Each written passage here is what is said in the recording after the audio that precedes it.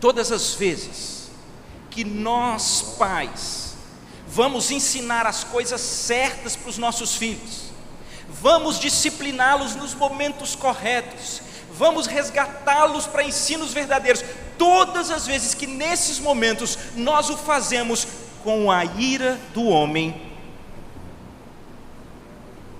então nós não teremos resultado frutífero.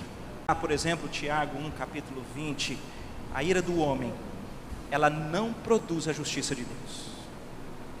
Às vezes nós estamos certos nos descaminhos dos nossos filhos, às vezes nós estamos certos quanto ao pecado do nosso cônjuge, às vezes nós estamos corretos na nossa avaliação daquilo que está equivocado, mas as Escrituras dizem que tem um elemento que corta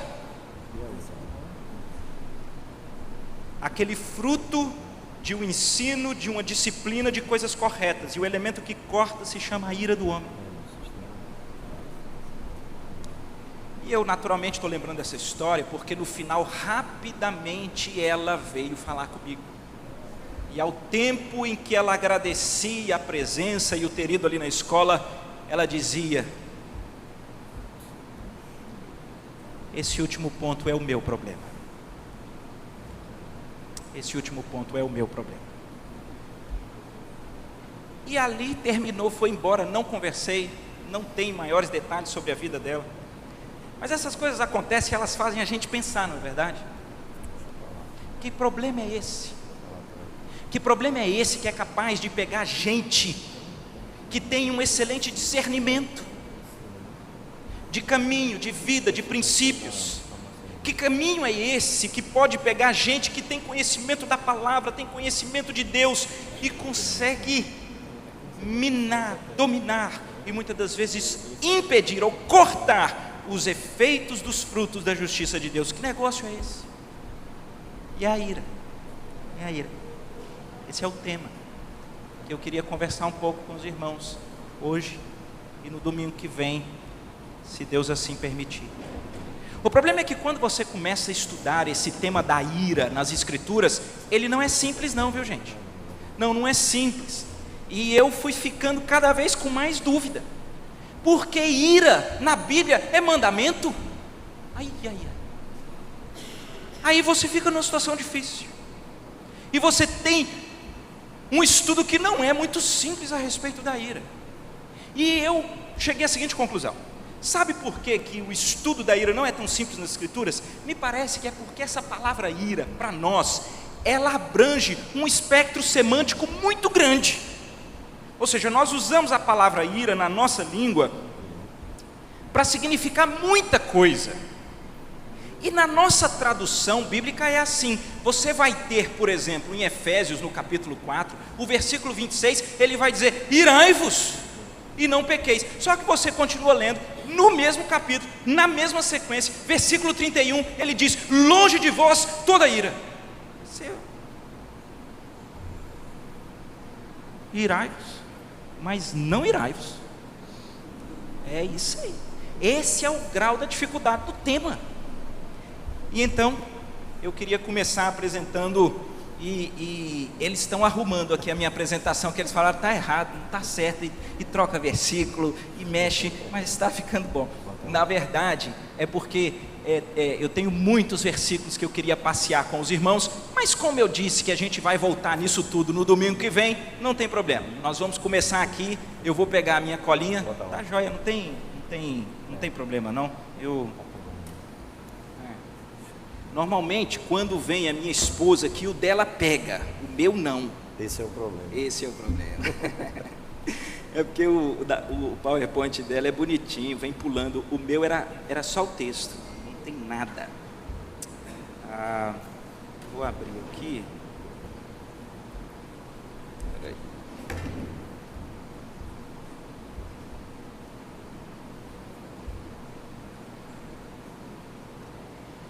Então, meu primeiro desejo hoje aqui com os irmãos é nós conseguirmos então fazer os contornos bíblicos a respeito da ira que é mandamento e da ira que é pecado. E para a gente poder ter uma uma certa caminhada didática, eu vou chamar assim, eu vou então chamar da ira santa e vou fazer o contraponto com a ira do homem, certo? Você estuda as Escrituras, você lê isso nos Salmos, você lê isso em Efésios: irai-vos e não pequeis. Estudando então esse tema da ira santa, a conclusão que eu gostaria de dizer para os irmãos é que é pecado não se irar de maneira correta. É mais ou menos isso mesmo. Roberto, eu não entendi, vai devagar, porque esse negócio vai explodir lá em casa, já tem muita gente irada e você, calma aí. O que é essa ira? Essa ira, que eu estou chamando de ira santa, é aquela que eu chamaria de uma espécie de um atributo que é comunicável do próprio Deus.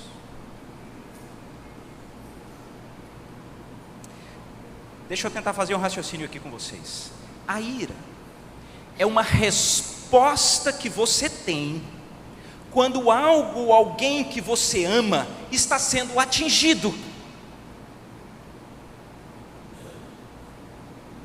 E aí então, quando você olha para as Escrituras, você vai ver que na estrutura dos atributos de Deus, e você tem isso no Salmo 145, em Neemias 9, em Joel 10, em Jonas 4, em Naum 5, todos eles vão colocar de um Deus justo, compassivo, benigno, e de repente tem uma expressão dizendo tardio em irar-se.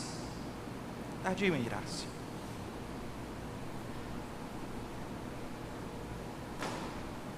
E aí nós precisamos então, peraí, que padrão é esse de uma ira santa que eu peco se não a tenho? É o padrão dessa ira de Deus. Primeiro aspecto, ela todas as vezes que é atribuída, que é colocada como um atributo a Deus, ele é tardio em irar-se. Aqui a gente já quebra as pernas de muito dos desvaneios da ira do homem. A ira que nós estamos tratando aqui não diz respeito, pois não? Repetir os versículos? Salmo 145, versículo 8, Neemias 9, versículo 17, Joel 10, versículo 3, Jonas 4, versículo 2, Naum 1, versículo 3, todos eles colocam esse atributo de Deus, tardio em irar-se. A ira santa, ela não é uma explosão impetuosa. A ira santa, ela não é aquela pólvora que chegou a centelha.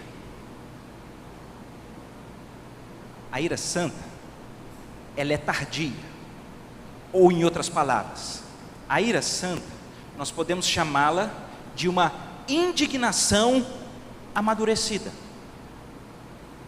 E nós veremos isso aplicado a nós, lá mesmo em Tiago. Eu não tinha citado Tiago capítulo 1, versículo 20, que fala da ira do homem, que não produz fruto da justiça de Deus. O versículo imediatamente anterior, ele diz: sejam prontos para ouvir, tardio para falar e tardio para se irar. Não é curioso? Você pega um princípio dessa ira de Deus atraindo para o homem e que é importante que a gente estude. A ira santa é uma indignação que não é explosiva, que não é impetuosa, mas que é uma profunda indignação. E indignação a quê? A ira santa, essa indignação é a indignação ao pecado, é a indignação a tudo aquilo que afronta a palavra de Deus, é aquela indignação a tudo aquilo que afronta a igreja do Senhor, é aquela indignação em relação a tudo que afronta a salvação em Jesus. Em outras palavras, queridos, quando nós vemos a palavra de Deus sendo vilipendiada, sendo alvo de chacotas, quando nós vemos a igreja do Senhor sendo destruída, quando nós vemos a salvação sendo distorcida, enganada, mentida, se isso não gera um tipo de indignação amadurecida contra o pecado, então quem está em pecado somos nós. Porque se você ama o Senhor, se você ama a palavra de Deus, se você ama o Senhor Jesus, se você ama a igreja do Senhor, não tem como você não desenvolver essa resposta a toda vez que ela é atingida. E são vários exemplos, né? Quando você caminha pelo Velho Testamento, então a ira de Deus, ela se revela, e esse é um texto lindo de Romanos capítulo 1. Vou ser traído pela memória, mas os irmãos vão se lembrar. A ira de Deus se revela do céu contra toda forma de impiedade dos homens. Perceberam qual que é o escopo, qual que é o objetivo, qual que é o objeto, na verdade, da ira santa? É a impiedade dos homens, diz o versículo, que detém a verdade pela injustiça. Todo tipo de alteração da verdade. O que é verdade, dizem que é errado. O que é errado, dizem que é a verdade. O que é amargo, dizem que é doce. O que é doce, dizem que é amargo. Na verdade, eu vou resumir. A palavra de Deus nos chama como filhos de Deus, entender que há uma indignação que não é impetuosa, ela não é explosiva, ela não é abrupta, ela é amadurecida. Por isso que o ponto de equilíbrio seja tardio na ira, mas ela se volta contra toda forma de impiedade que atinge a glória de Deus, a sua casa. Vocês lembram de Jesus? Eu sei que todo esquentadinho, ele conhece uma história de Jesus. Fala assim: rapaz, não faz isso não. Mas e Jesus? Que tirou o azorrague e entrou na igreja e derrubou os cambistas e fez e aconteceu. É eu e Jesus, nós somos dois. E quando você passa pelas estruturas do Senhor Jesus, você tem ali sim uma indignação sobre o que estão fazendo com a igreja de Deus. Ele diz: está escrito, a minha casa será chamada casa de oração. Vocês estão a transformando em covil de salteadores. A igreja ficou lugar para oportunista, gente que faz da igreja um trampolim para ganhar dinheiro. E o zelo que está por trás é um objeto de algo que atinge a igreja de Deus. E eu vou lhe dizer, se nós identificarmos na igreja gente que tem atuado para colocar irmãos contra irmãos, para implodir a igreja, para ficarem com maledicência, para ficarem com esse tipo de estrutura que quer destruir a igreja do Senhor, isso deveria nos trazer uma ira santa. Você tem mais, por exemplo, a Bíblia cita de novo Jesus com ira, quando ele, Marcos capítulo 3 versículo 5 diz que ele fica indignado com os fariseus. Sabe por quê? Era sábado, havia um homem com a mão ressequida, uma mão seca, sem movimento, e o texto diz que aqueles homens, eles estão andando, vigiando Jesus, para ver se Jesus curaria aquele homem num dia de sábado, porque eles queriam pegá-lo num laço, porque eles queriam derrotá-lo, e Jesus fica indignado pelo pecado. Jesus fica indignado porque aqueles homens conheciam o Velho Testamento, conheciam a lei, conheciam os profetas, eles tinham a faca e o queijo nas mãos para entender quem era o Messias prometido e quem é o Senhor do sábado, e que eles estavam invertendo de tal forma que abençoar e curar alguém seria o crime que eles estavam procurando. E o texto diz então que Jesus, naquele instante, ele se ira, numa indignação que é santa. Nós vemos isso, por exemplo, no apóstolo Paulo. Quando é que a Bíblia usa essa expressão para o apóstolo Paulo? Eu vou dizer para vocês, quando ele está lidando com uma moça endemoniada, quando ele percebe o príncipe desse mundo dominando corações, lá em Atos 16, diz o texto que ele olha para aquela moça e ele tem essa ira santa. E por que que e por que que, então, quando a gente vai ler Efésios 4, que diz para termos essa ira, mas logo na sequência ele diz, mais longe de vós toda ira, o que é que acontece? O que é que acontece no nosso coração? Acontece uma coisa simples. Por que essa ira é tão perigosa? Porque nós ainda estamos aqui. Há uma inclinação muito perigosa para o pecado, que faz sim com que até o nascedouro de uma ira santa, ele seja experimentada dentro de uma ira pecaminosa, a ira do homem. E eu coloquei aqui para projetar aí para nós, que por conta desse pecado, essa centelha de indignação que Deus planta em nós, e que deveria ser canalizada a toda afronta a Deus, seria canalizada contra todo o domínio de Satanás, que deveria ser canalizada contra todo tipo de engendros contra a igreja do Senhor. Esse instinto, por conta de um velho homem, parece que ele é tão distorcido, e a gente vai se irar pelos motivos errados, na proporção errada e com os objetivos errados.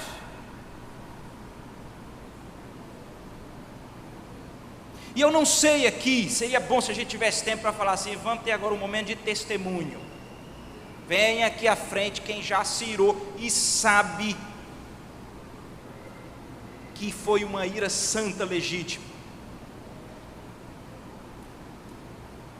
Normalmente, a ira nos domina de tal forma que a gente é capaz de usar os nossos raciocínios para dizer que nós estamos irados pelo pecado. Mas eu vou dizer para vocês, a grande maioria das vezes, a nossa ira, ela é motivada pelo atingimento, não a Deus, não a sua palavra, não a igreja, não a salvação, mas pelo atingimento dos nossos interesses, do nosso umbigo, do nosso ego, do nosso orgulho, dos nossos interesses.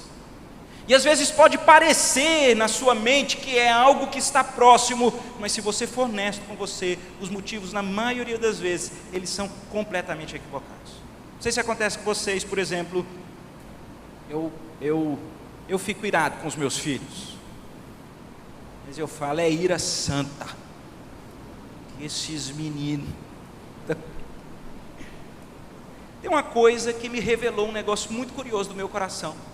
Sabe o que é?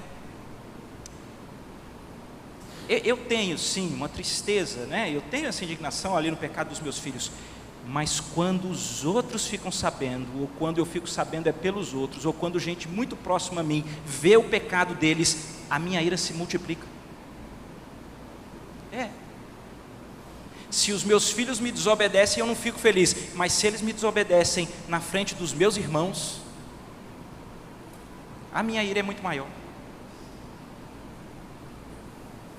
Os meus filhos têm algum caminho de pecado, aquilo não é bom, mas quando é lá na escola e eu recebo um papelzinho, venha para uma conversa cordial com a coordenação. Aí a ira, por que que quando atinge a minha reputação, eu preciso reconhecer que a minha ira é tão maior? Porque eu fico argumentando que são pelos motivos corretos, mas não, queridos, são pelos meus motivos, quando eu sou atingido. E qual que é a raiz dessa distorção?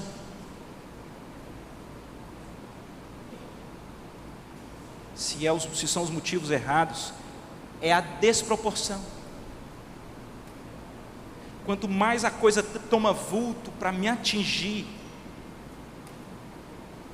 eu acabo tendo um exercício de ira extremamente desproporcional. E há um autor, e eu já citei ele aqui muitas vezes, nós até estudamos o livro dele, Deuses Falsos, do Timothy Keller, e ele coloca que existe um problema muito sério para nós, que é quando nós colocamos coisas boas, coisas legítimas, coisas que devem ser amadas, nós a colocamos como algo último, como algo primaz para a nossa vida, e isso rouba o lugar de Deus, de modo que quando aquilo que nós então é legítimo, mas nós colocamos como algo acima do que deveria ser, quando aquilo de alguma forma é atingido ou é descortinado, aquilo vai gerar de maneira extremamente desproporcional uma ira em nós, porque ele nasce por uma idolatria. E eu pensando nesse elemento teórico que ele fala, eu fiquei tentando pensar num exemplo desse nós com os filhos. Se os filhos, que são algo legítimo, são algo, é um negócio abençoado, é um amor maravilhoso, mas se você os coloca como algo último, primaz, sem o qual você nem vive, já ouviram pais dizendo: se o meu filho morrer, eu morro junto. Se você o alça a essa condição, pode ser que você fale coisas como essa, completamente desproporcionais. Pode ser que a falência dele, num determinado pecado, ele gere em você uma ira completamente desproporcional, porque você colocou aquilo num lugar que nunca deveria estar. E você canaliza um nível de perfeição e de expectativas tal, porque aquilo é o centro e o cerne da sua vida, não é o Senhor, de modo que qualquer falência ali, não só te gera uma ira, porque você está sendo atingido nas suas perspectivas, nas suas metas, no seu ego e orgulho, como também você age desproporcionalmente. E eu vou dizer para vocês, as disciplinas mais severas que eu já tive com os meus filhos, foi quando, atrelado ao pecado deles, a minha reputação tinha sido colocada em jogo.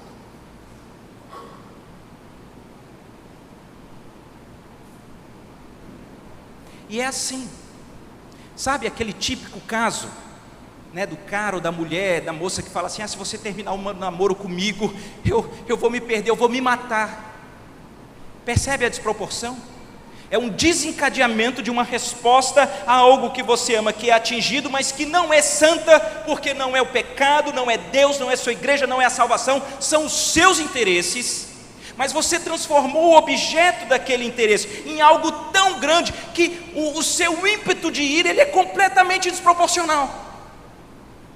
E é por isso que nós vemos esse conflito que é o mais esquisito. Parece que a mãe mais protetora, mais amorosa, mais cheia de expectativas, quando ela lida com um tipo de frustração de caminho de pecado, que isso a expõe, que isso rouba os seus sonhos, que ela enfiou nos filhos, parece que muito mais desproporcional é a forma como ela grita, como ela esbraveja, como ela é desproporcional na sua ira, porque esse é um laço do nosso pecado.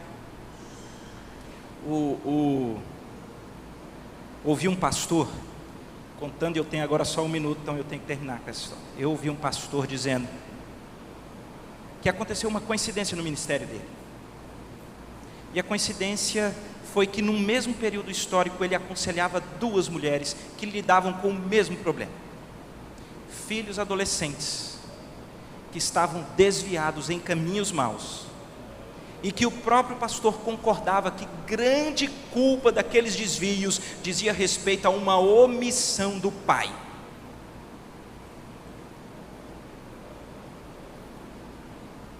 Tema muito sensível, muito difícil, tema pastoral de aconselhamento. E ele disse que a caminhada, então, na coincidência, era muito igual, porque o que havia no coração daquelas mulheres era uma ira que se transformou em amargura, porque se vocês lerem o texto lá de Efésios 4, que ele começa falando sobre esse mandamento, essa ordem da ira santa, parece que Paulo conhece tanto a nossa natureza, que ele é cirúrgico. Ele diz no versículo 26, irai-vos, mas não pequeis. E o verso 31, ele é exatamente o esclarecimento para nós a respeito de quais são os pecados que vêm na ira e que a distorcem. E os pecados são simples. Ele diz: cólera, gritaria ou amargura. Porque são os dois tipos de equívocos da ira. É aquele que explode ou é aquele que se implode, mas o coração dele está completamente amargurado. Então o pastor contava que, ouvindo aquelas duas mulheres, ele então aconselhou a ambas: vocês precisam agora perdoar os maridos. E vocês precisam perdoar os maridos pelo relacionamento de vocês com Deus. Então ele fez todo um estudo a respeito do perdão de Deus, o ensino, e ele disse que uma coisa muito interessante aconteceu. A mulher que tinha um marido pior, ela perdoou o marido, porque Deus era o seu ponto maior, e o privilégio de caminhar sustentada por Deus em fidelidade ao Senhor, para ela foi mais forte do que a própria história e do que os próprios efeitos danosos na vida do filho. Ele diz: mas a outra não conseguiu perdoar o marido, não conseguiu, e quando eu conversava com ela ficava nítido, porque o seu bem maior não era o Senhor, não era a suficiência no Senhor e a fidelidade ao Senhor, o seu bem maior era o seu filho. Enquanto o seu filho não fosse restaurado, resolvido, ela disse: eu não vou perdoar. E ele dizia: percebe o perigo quando nós pegamos coisas que são boas e nós as colocamos num lugar equivocado. Isso pega um instinto que nós deveríamos ter para usar de modo santo, e ele faz com que a gente use de modo tão destruidor. E não é por outros motivos que eu estou falando que na nossa vida prática nós precisamos reconhecer o que nos domina, em 99,9% das vezes é a ira do homem, que é aquela de Tiago 1,20, que a ira do homem não produz fruto da justiça de Deus. E talvez seja por isso que você não consegue perdoar, talvez seja por isso que você não consegue ser tardio, talvez seja por isso. Você pensa que são pelos fundamentos corretos, mas são egoísticos. Você pensa que está agindo de modo a obter frutos, mas é desproporcional, e no final seus objetivos são ou menosprezar, ou diminuir, ou mostrar que ganha, ou então ganhar no grito, porque no grito parece que a gente ganha, mas não ganha aos olhos do Senhor. Fiquemos então por aqui, para nós estudarmos qual é o potencial bombástico da ira na vida de alguém. Nós vamos estudar isso no livro de Provérbios, e ainda na semana que vem nós vamos tentar falar sobre como lidar no convívio com alguém irado, e também como lidar você com a sua ira. Vamos orar? Senhor, obrigado, Pai, porque a Tua palavra descortina as verdades mais preciosas do nosso coração. Esse tema, quanto mais eu venho estudando, mais eu percebo que difícil ele é. Mas eu queria pedir ao Senhor que naquela instrumentalidade do Espírito, o Senhor consiga gerar no nosso coração uma reflexão genuína. Será que os motivos não têm sido errados? Será que o exercício não tem sido desproporcional? Será que os objetivos finais não têm sido egoísticos? Não nos deixes, Pai, achar que no exercício de uma ira santa que nada tem a ver com o nosso umbigo, com a nossa reputação, com os nossos interesses, seja normal. Não deixa a gente achar que isso é normal. E frustra, Pai, todos os caminhos intensos do nosso coração que sejam tendentes à ira do homem, porque ela não produz fruto da justiça de Deus. Em nome do Senhor Jesus, nós oramos. Amém. Deus abençoe, queridos, cada um.